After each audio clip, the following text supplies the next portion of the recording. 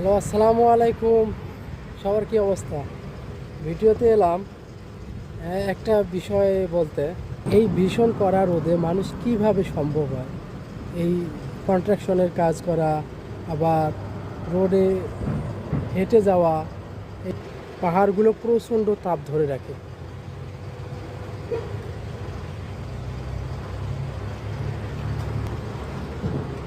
তো একটা মজার কথা হলো, এই সৌদি আরব যদি তেল সমৃদ্ধ না হতো, বাংলাদেশের মতো যদি হতো লোডশেডিং, তাহলে তো মানুষের নাস্তানাবুদ হতো।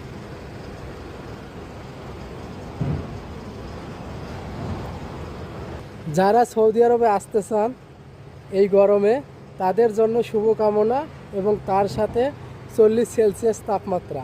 আসুন এই কড়া রোদে একসাথে কাজ করবো। আসুন আসুন।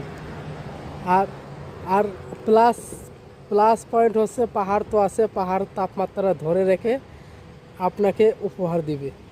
আর বাতাসের সাথে আগুনের কিছু গরম তাপ দিয়ে দিবে। তো শুভকামনা রইল, যদি আসতে চান সৌদি আরবে আসুন, ফ্রি পাবেন 40 ডিগ্রি সেলসিয়াস তাপমাত্রা।